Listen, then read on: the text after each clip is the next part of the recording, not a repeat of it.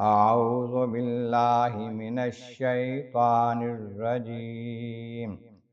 بسم الله الرحمن الرحيم. ألم يروا إلى الطير مسخرات في جو السماء ما يمسكهن إلا الله إن في ذلك لآيات لقوم يؤمنون. والله جعل لكم من بيوتكم سكنا وجعل لكم من جلود الأنعام بيوتا تستخفونها يوم ظعنكم ويوم إقامتكم ومن أصوافها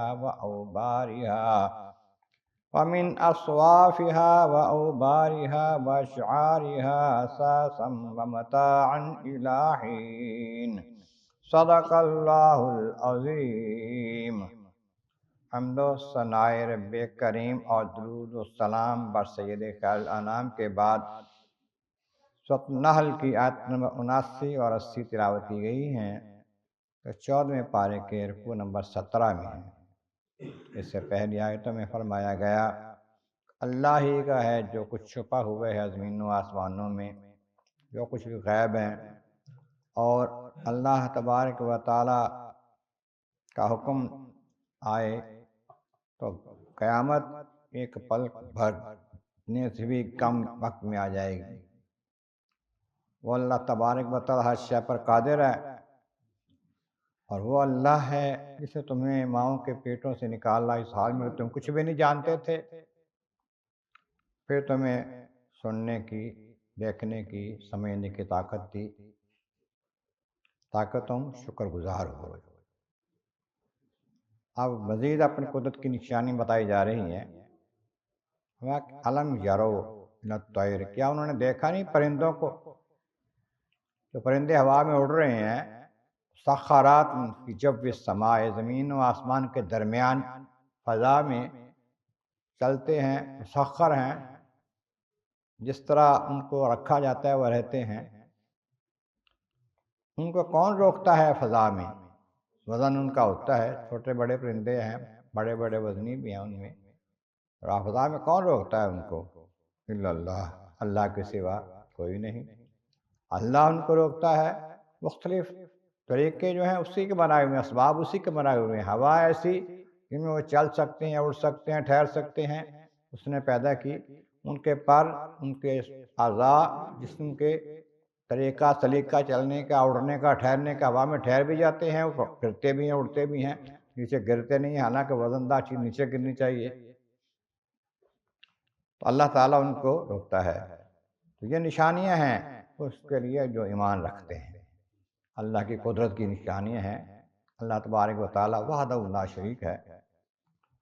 اور پھر خالق کائنات فرماتا ہے کہ اللہ ہے جس تمہارے واسطے گھروں کا انتظام فرمایا۔ تم جو گھر بناتے رہے تو اللہ کی عطا سے، اللہ کے کرم سے ان میں تم رہتے ہو، سکون اختیار کرتے ہو، سکونت اختیار کرتے ہو۔ پھر تمہیں ایسے گھر بھی دیے جو تمہارے سفر میں کام آنے والے ہیں، جو جانوروں کے کھالوں سے بنتے ہیں، چمڑے کے بنے ہوئے خیمے وغیرہ تم سفر میں جاتے ہو، ساتھ لے جاتے ہو۔ تستخفونہ، تمہیں ہلکے پڑتے ہیں، وہ آسانی سے لے جانا لانا ہوتا ہے، گھر تو اٹھا کے نہیں لے جا سکتے، وہ لے جاتے ہو گھر بند سے، ان کے ساتھ تمہارے خیمے لگاتے ہو جہاں گھر بن جاتا ہے۔ اور یوم ذانکم یوم اقامتکم، جب اپنے سفر پہ جاتے ہو تمہیں آسان رہتا ہے، جہاں ٹھہرتے ہو وہاں بھی تمہیں اس کے لیے آسانی ہوتی ہے، لگا لیتے ہو، ٹھہر جاتے ہو، قیام کرتے ہو۔ پھر انہی جانوروں کے ان کے کھالیں تم استعمال کرتے ہو، ان کے گھر بناتے ہو یا ان کے خیمے بناتے ہو۔ یہ ان کے اونیں، جانوروں کی اون اور ان کے ببری اور بال، یہ مختلف 3 چیزیں بتائی گئی ہیں۔ علماء فرماتے ہیں کہ اون جو ہے یہ چھترا، بھیڑ، دمبا ان کی ہوتی ہے۔ ببری جو کہتے ہیں یہ اونٹ کے بالوں کو کہتے ہیں، اور بال جو ہیں یہ بکری کے بال ہیں۔